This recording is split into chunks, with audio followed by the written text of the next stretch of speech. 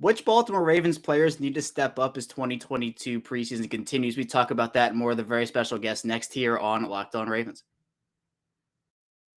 You are Locked On Ravens, your daily Baltimore Ravens podcast, part of the Locked On Podcast Network, your team every day.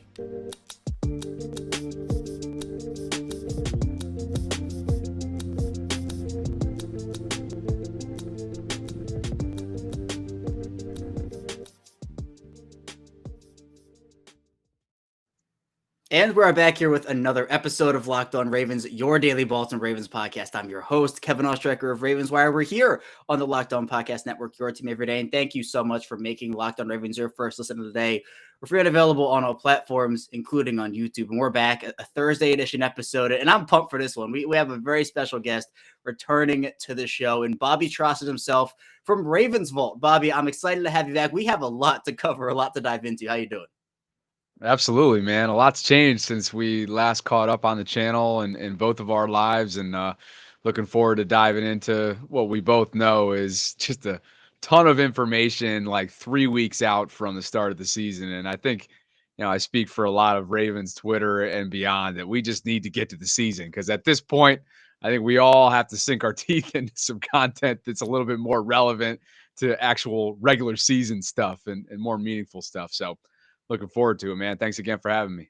Yeah, no, absolutely. And you're right. We kind of, the offseason felt a little long. It also felt like it didn't even happen at all. It felt so short. But we finally have training camp, the preseason. Baltimore wrapping up their open training camp practices yesterday. We'll talk about that in a few minutes. But Bobby, there was a former Ravens wide receiver making some headlines on Ravens Twitter yesterday in Marquise Brown, who talked at a press conference to the Arizona media and talked a bit about his former team in Baltimore. And I'll read out the quote here and just part of it because I think you posted the full quote on Twitter and that was a very good thing. But the part here in text, I want to feel like I'm a part of something to win. At the Ravens, I just felt like sometimes they didn't really need me, regardless of if I was there or not. They were going to win games. I love this game too much. I want to be involved. And there was more to it a little bit. He was very complimentary of the franchise. I think that kind of went under the radar. But I mean, what do you make of these comments? Because we did hear the fact that he just wanted to get out of Baltimore. He wanted some type of a role. But again, he was pretty well utilized in Baltimore during his time there in terms of targets last year.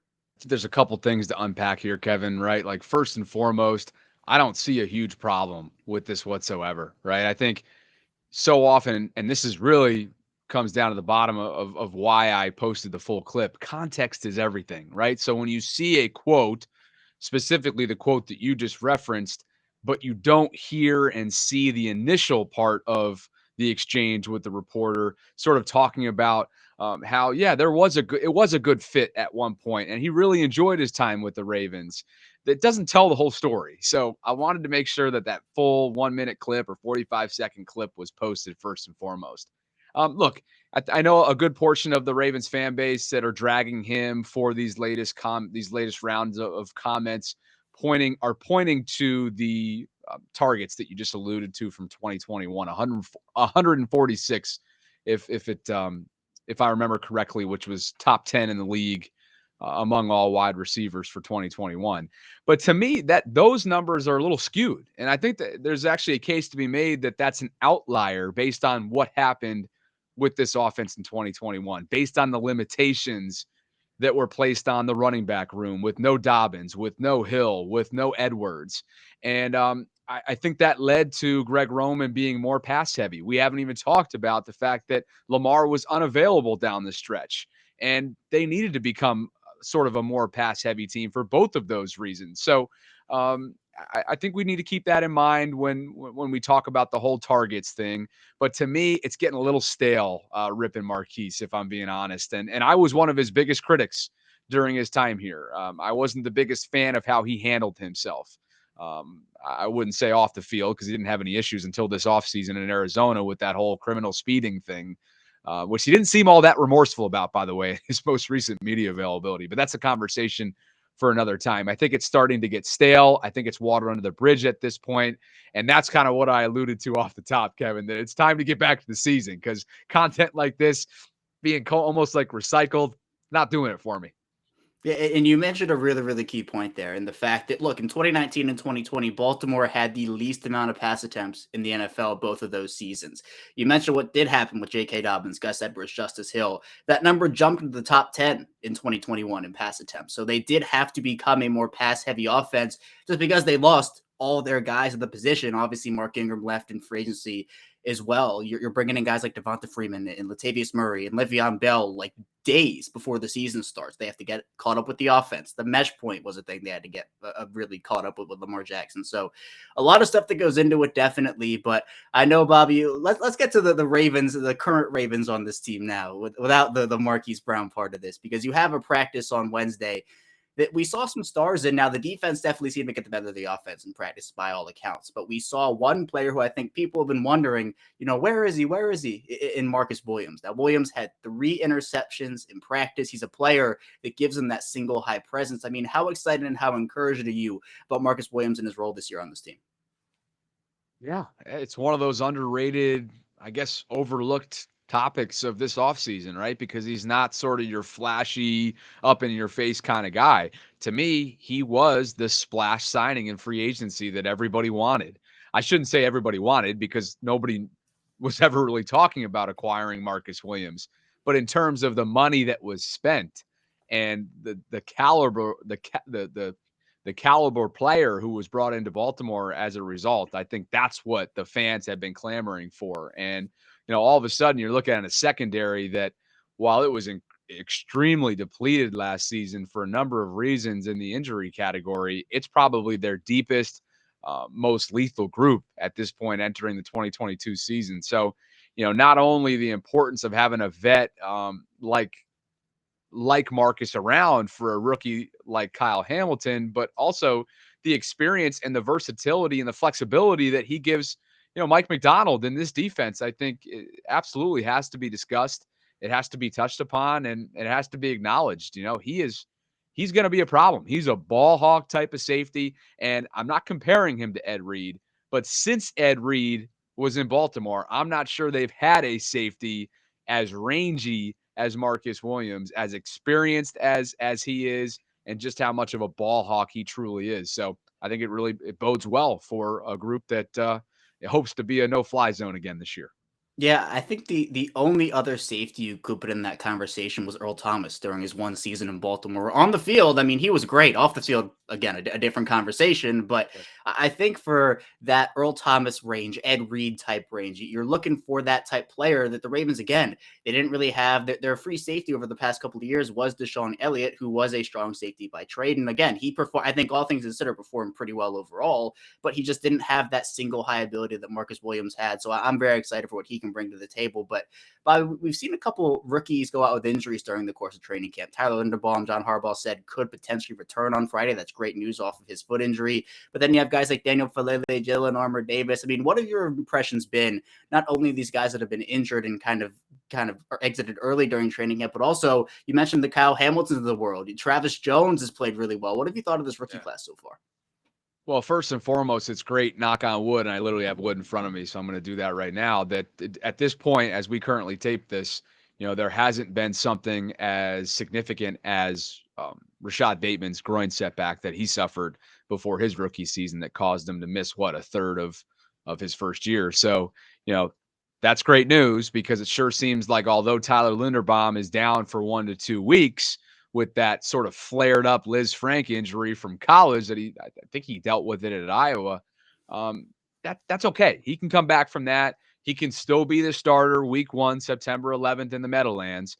And so I'm not over here giving that too much worry, especially because of how many options they have at the center position. I mean, we just heard from Ben Powers this week about how he's even comfortable if it were to get to that point, right, Kevin? I don't think it would.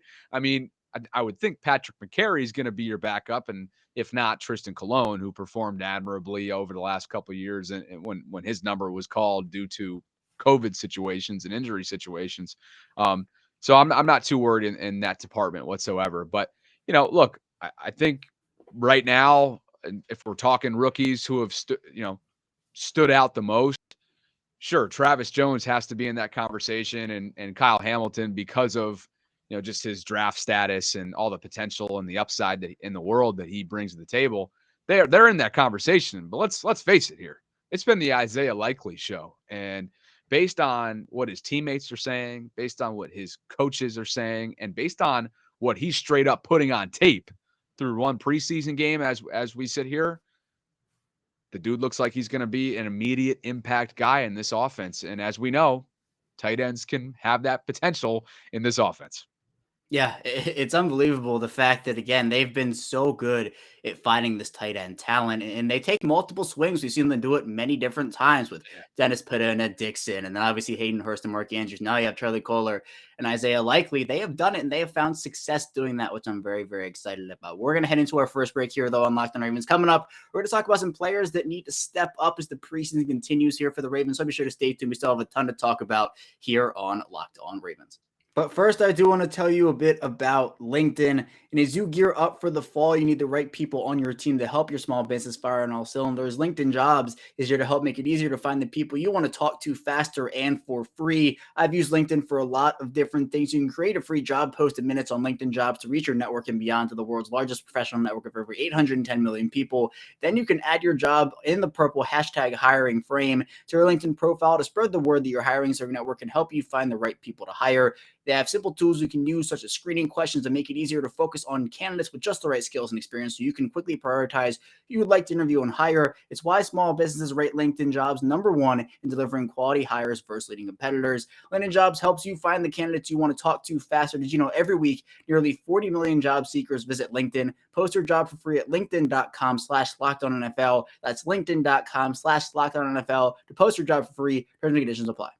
We're back here with our second segment of Locked On Ravens. Kevin Oestreicher is still here with Bobby Trosset of Ravens Vault. And Bobby, there are all these players that we've heard, standouts of training camp, but there are also some players that I feel like we just haven't heard a lot from, didn't really see a ton of from the first preseason game. And I want to get it, off my chest here.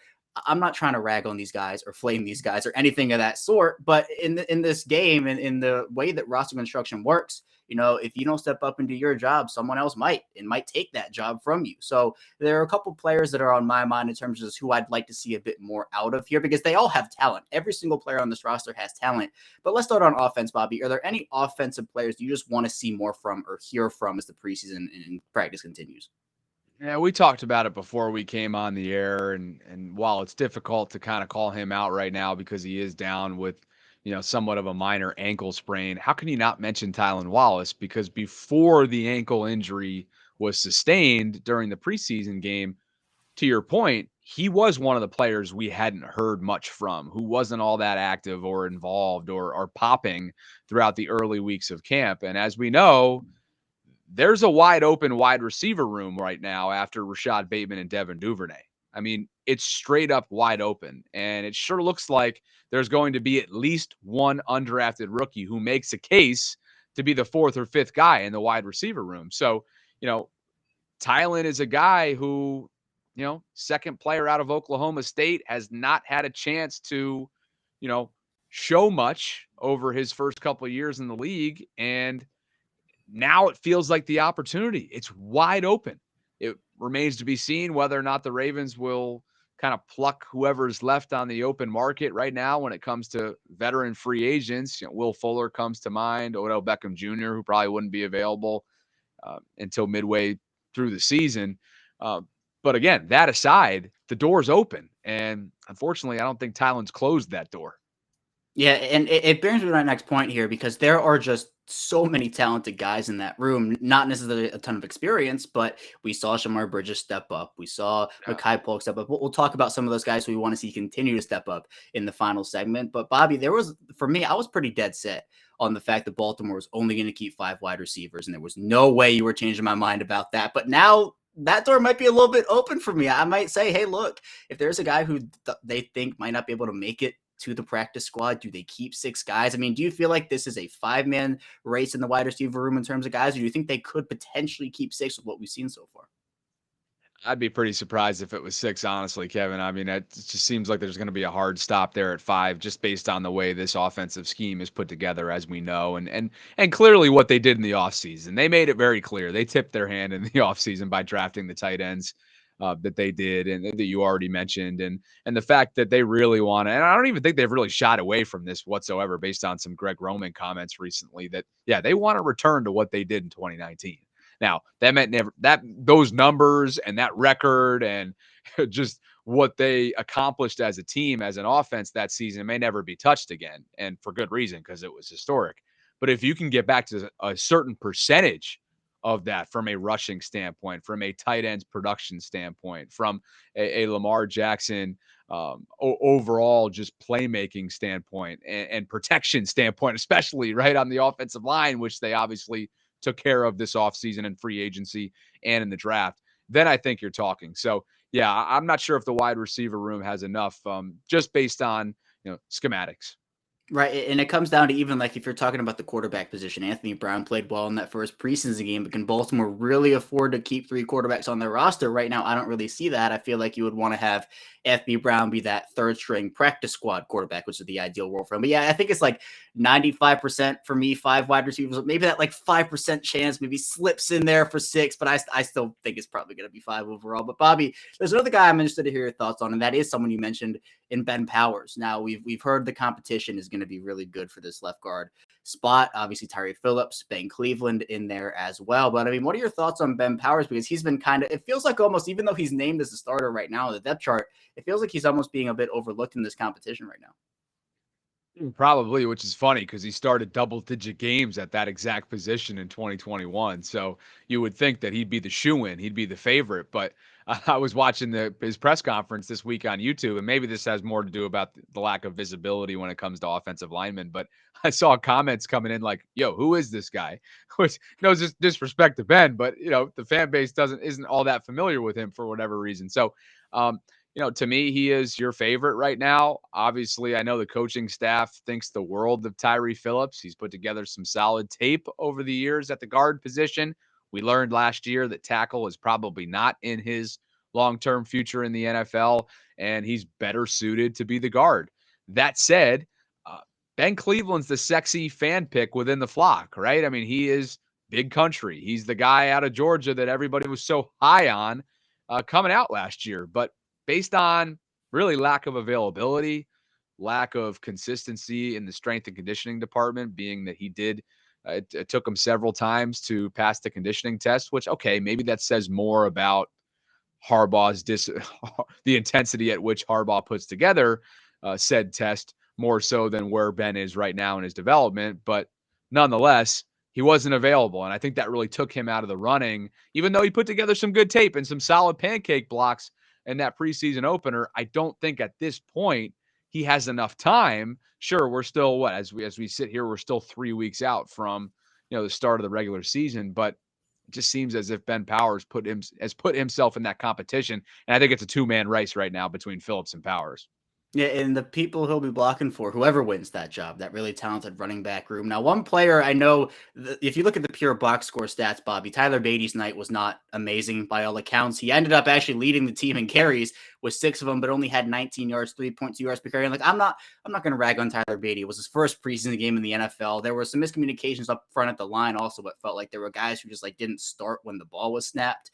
But I mean, is that a player you want to see a bit more out of? Because we've heard good things in training camp, but I just want to see that in the games, Yeah, I mean, he has to be somebody that I want to see more out of because there's a good chance, Kevin, that if Mike Davis doesn't make this team, which he very well could, but I don't know, Dobbins is the clear number one guy if he's available, which he should be. And it doesn't seem as if there's going to be any setbacks. They're being really careful with him in this ramp up process. But let's say Dobbins is the number one guy for the 11th. Um, you would think the rest of that room, based on what we know about Gus Edwards not being ready and listed as questionable, which should be doubtful at this point if it's not already for week 1, you would think the RB2 would be between, I guess, Beatty and Hill, with Davis potentially anchoring out that room as the third. So, yeah, I mean, he's got to be in the conversation. He's got to flash more if he wants to make this team. I mean, they used 6th round draft capital on him. So you would think he has a good shot and the more fresh legs than a guy like Mike Davis, who's got a lot of experience, but has been unavailable from an injury standpoint in recent years. So to me, I think your starting lineup come week 1 is Dobbins 1, Hill 2, and Beatty 3. What do you think? Yeah, it's interesting because I think Davis, like, he's a player that you talk about the Ravens brought him in. He, I think, played pretty well in week 1 against the Titans. So if you have, let's say Gus Edwards has to start the year on the PUP list, then you're probably keeping 4 backs. And I think those 4 backs are probably J.K. Dobbins, then Mike Davis, and Tyler Beatty, and Justice Hill. I think we'll talk about Hill in the third segment. He impressed me a ton during that Tennessee game. He was great. But for Beatty, you're right. This, like, the Ravens and the Eric DeCosta era compared to Ozzie Newsome, they have not been shy about cutting draft picks, a year out or something like that, where in the Ozzie Newsome era, it was kind of like, hey, we're going to stick with this guy. We're going to see if he can figure it out. And then he'll be a little bit, maybe we don't really have it here. We're going to move on. But yeah, I think for me, the top 4, if Gus Edwards does have to miss some time early on, is Dobbins, Davis, Beatty, and Hill. But I think those snaps, we've seen Baltimore kind of trust their veterans over rookies outside of maybe like big top draft. So like Kyle Hamilton's going to play, right? But maybe a guy like a Tyler Beatty doesn't have a huge role early on because they want to trust a Mike Davis in that veteran role or a Justice Hill in that veteran role, depending. So we'll see what ends up happening there. It's really interesting. But Bobby, moving over to defense, one player that has not gotten the most positive reviews, I would say, is Kyle Fuller, someone who they brought in to really be that third cornerback and a guy who can play inside and outside. But that's a player I definitely want to see step up because right now we haven't really seen a ton of positive returns so far. Yeah, and by the way, before we dive into this too, you reminded me of the Tyson Williams situation last year, right? Like he was sort of in Beatty's position, but they went and got 2 guys off the street who were available in Freeman and Murray. So yeah, maybe that is the case. Maybe they do end up sort of going with what's reliable, what's familiar, and Mike Davis, and Beatty kind of becomes a reserve back with Hill being RB3, Davis RB2, and obviously Dobbins being your front runner. But anyway, yeah, Kyle Fuller. Look, man, he's struggled these last couple of years, and I think, yeah, he's a Baltimore native, and it's a kind of a feel good story to have him back. And it's his first year of the team, but he's from the area, so yeah, that's all cool. That's all well and cool, but I don't know, man. He has not flashed. He doesn't have exactly the burst that he once did, from my estimation, based on some tape that I've watched and seen. And it's also a packed cornerback room, assuming that, Marcus Peters is going to be ready to go. And we know Marlon's going to be ripping and roaring out there. And we also know that Brandon Stevens is coming off really what I think one of the unsung guys in 2021 because of all those injuries. And I know he played a little bit of safety as well, and he's extremely versatile in that secondary.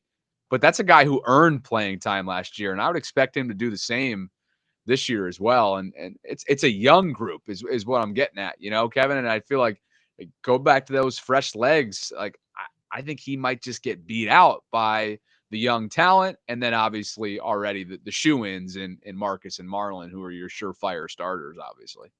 Yeah, and I don't think this is a situation where Kyle Fuller necessarily gets cut, but it could be a situation where, look, if he plays in week 1 and doesn't play well, plays in week 2 and doesn't play well, we could see that playing time start to dwindle a little bit in favor of other players. Then maybe they could look to acquire somebody else. I don't know. I mean, he was one of the best corners in the NFL, or at least up in that conversation for a couple years there in Chicago.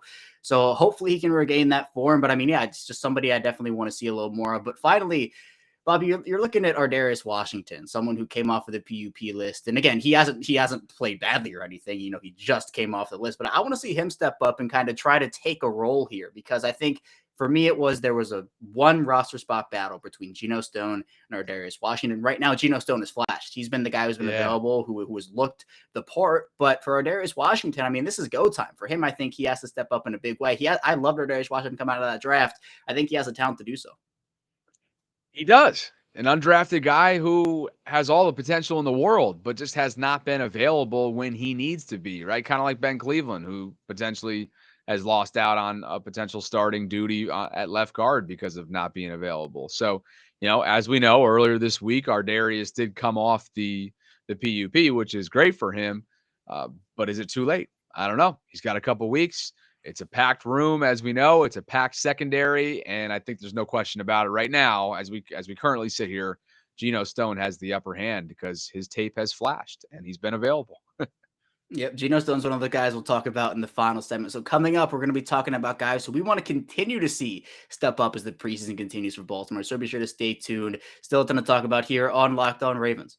But But first, I have a very important message. You're hanging out with some friends and putting back a few drinks. A few becomes a few too many. As an evening comes to an end and people start to head out, you think of calling for a ride. But nah, you live nearby. You can make it home okay. It's no big deal. What are the odds you'll get pulled over anyway? And even so, what's the worst that could happen? Your insurance goes up. You lose your license. You lose your job. You total your car. You kill someone. Everyone knows about the risk of driving drunk. The results are tragic and often deadly. However, that still doesn't stop everyone from getting behind the wheel while under the influence. That's why police officers are out there right now looking for impaired drivers on our roads to save lives. So if you're thinking you're okay to drive after a few drinks, think again, play it safe and plan ahead to get a ride. It only takes one mistake to change your life or someone else's forever. Drive sober or get pulled over.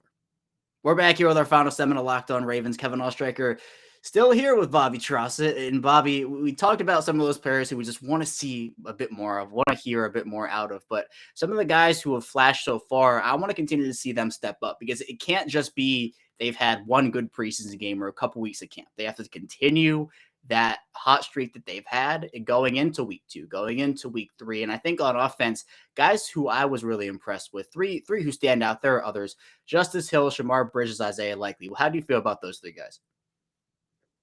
Oh man, I mean, Isaiah Likely has really lived up to the hype, lived up to the expectation here in the early going. I think, the whole conversation about, I should say, there's no doubt and there's no question about what Isaiah can do offensively speaking as a playmaker. We saw some of the limitations in the blocking category, which doesn't even worry me in the slightest. I think that is a technique adjustment based on film study and overall preparation that can be easily fixed in practice and in film study.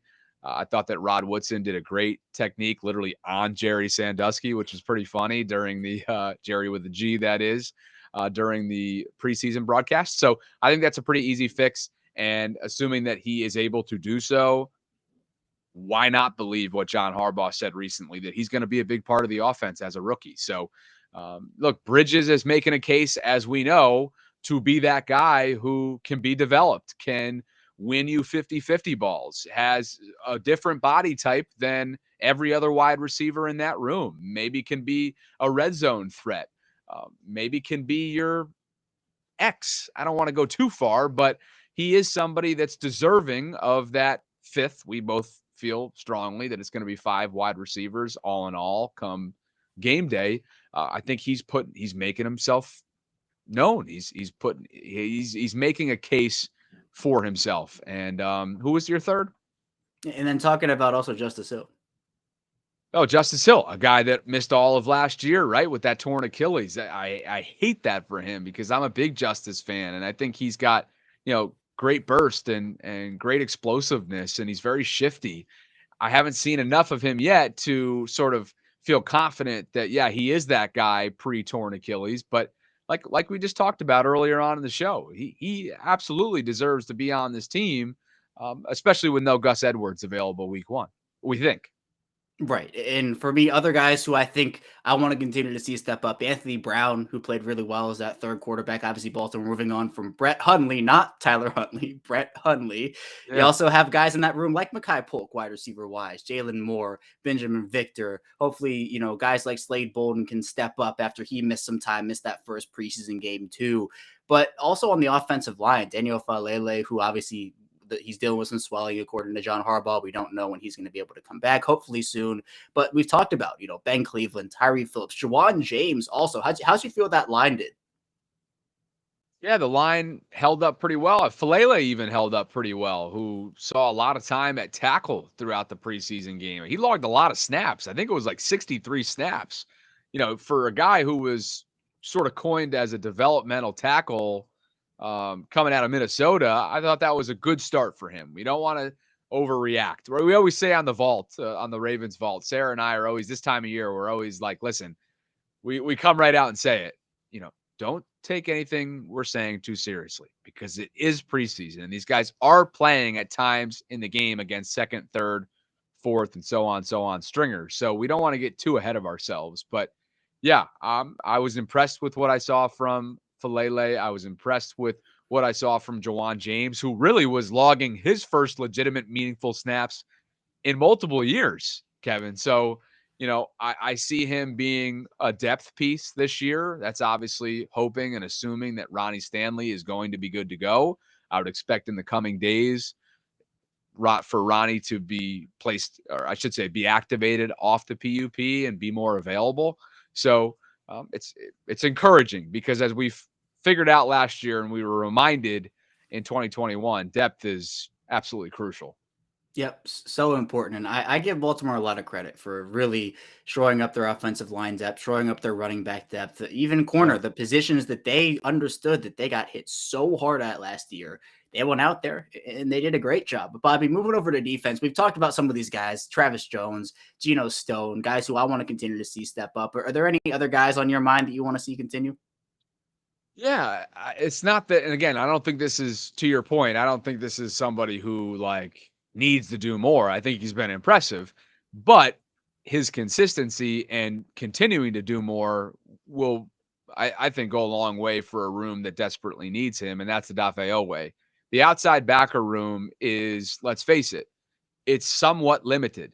We don't know what the status is of Tyus Bowser, and we don't know ultimately on Sundays, coming off his torn Achilles that was sustained very late in last season, what his limitations could very well be. So, with that in mind, and the fact that Justin Houston is now 33, and while he was super reliable in 2021, you'd have to think he will be somewhat limited as well when it comes to, snap count on any given week. So, it's a young room. I think they're really betting on Adafe in a lot of ways. And in year two, coming off-season shoulder surgery, we have not yet seen any sort of slowing down from him, which is encouraging. He's bounced back well post surgery, it seems. To me, though, Kevin, can we see significant development from a technique standpoint? He talked about his fastball recently. He talked about his versatility. We both know that, and I think he would admit to this as well, that in 2021, he relied on what he was really kind of what became his, I don't know, his go-to at Penn State, his sheer speed and athleticism off the edge. Well, we both know that there's sheer speed and athleticism on the other side of guys that he's going up against. So to me, as he starts to kind of refine the tools in his toolkit and bring more technique into his daily grind, that'll that's going to bode well for a guy who, let's face it, doesn't have a ton of experience under his belt, and he's going to be asked to do a lot this year. Right, and Elway got off to a scalding start last year. I mean, obviously that week 2 game against Kansas City, everybody knows that Clyde Edwards-Helaire punch out he had that pretty much sealed that game for him. And he's a guy also that, again, so many people were talking about, he didn't have a sack in his final year at Penn State. How can you take him in the first round? We saw how much of a disruptor he was at Penn State. We saw his ability. And obviously sacks sometimes don't translate to pure production. There's a lot of other things to go in besides that pure sack number. And we saw Elway play one snap. He played one snap in week 1 against Tennessee, and it was a good snap. Right. He got pressure on the quarterback. Yes, so he's a guy who I really want to see a lot of good things out of. And also, I want to see Malik Harrison continue to step up. He obviously had a pretty decently up and down game, I'd say, against Tennessee in week 1, but I positives outweighed the negatives. Stephen Means, another guy who I think played really well in week 1 also. But Bobby, last question for you. Do you think Baltimore gets 22 straight on Sunday against Arizona? Well, we know Lamar is not playing, and I guess it doesn't really matter because John Harbaugh plays to win the game regardless of whether it's September, August, January, you name it. Yeah, I think they're going to get 22. I mean, the streak, is it ever going to end the way they play? There's a lot of pride that goes into it, and there are guys fighting for their livelihoods out there on the football field, and there's a ton of undrafted rookies that are trying to be this year's guy for the Ravens, being that they're the team that always find them, slipping through the cracks, needles in the haystack. Pat Ricard, Justin Tucker, you name it. You go on and name all these guys over the years that, proved to be and were really built into such great talents and great success stories. Underdog stories in Baltimore. So while it may not be the most entertaining product, it doesn't take away from the meaningful nature of what's going into these preseason games. So, yeah, I think they get the job done. I'm excited to see what Trace McSorley's been up to in his development journey in the NFL. And I can't imagine Marquise is going to log any snaps, but maybe they'll surprise us. No, Trace might throw a few on a dime. We might see him do that a couple times. But yeah, it's really fun because these preseason games, Bobby, Baltimore doesn't need to have a Lamar Jackson. They don't need to have Mark Andrews out there. They've built the depth, and these guys play hard, right? They don't have to start a guy like every superstar player they had because the depth can go out there and do it themselves. They can win the game themselves. You have to go back to 2015 for the Ravens' last preseason loss. If they didn't have good depth, they would have lost, probably in that stretch between then and now, where I think for what they have, you can throw out Tyler Huntley, throw out Anthony Brown, the running backs, everything we talked about here today. I'm excited to see you can step up for sure. But Bobby, that's all I have for you today. Thank you so much for joining me. Tell us what you have going on over there at the Ravens Vault. Super exciting stuff you've been having for this past month. Yeah, Kevin, I appreciate you having me on again. And Sarah and I are obviously big fans of what you're doing here on the channel and across social media. But basically, yeah, I mean, I've spent my last few months since leaving local radio in Baltimore kind of just building what I'm calling my new media empire. That Baltimore sports and beyond is sort of what I'm going with. And so Sarah and I launched a new podcast called The Ravens Vault, which is available on all platforms. Like you here on the channel, we release Monday through Friday daily content. It's out at 6 a.m. Eastern every single day. And I think what's somewhat unique about it is that we crunch it all into 15 minutes. So, whether it's your commute, your time on the treadmill, your time walking around with a dog, like whatever it might be, it seems to fit okay. So we do that. We sprinkle in a couple of your more traditional longer form episodes as well, with interviews with players, with analysis, with Q&A, things of that nature. So we've been really looking forward to that. We've been enjoying it. We are appreciative of Blue Wire, the podcast network, for welcoming us in. And I dabble with YouTube as well. You can just look it up and find my name here as it's underneath my screen. And I try to be as active as you are, but that podcast, man, it's super demanding. So anyway, I appreciate the opportunity. Sarah and I are gonna run it back with you, brother, and can't wait to kind of sink our teeth into another season. No, I appreciate you as always, Bobby. And again, there's so much good Ravens content out there, So the link to Bobby's podcast and Sarah's podcast, and obviously Bobby's YouTube, it'll all be in the description below on YouTube. So be sure you subscribe here as well. Subscribe to Bobby as well, and be sure to follow along with Ravens Vault. A ton of great stuff going on over there. But thank you again, Bobby. I appreciate you hopping on. That's all I have for you here today on Locked On Ravens. Thank you so much for tuning in.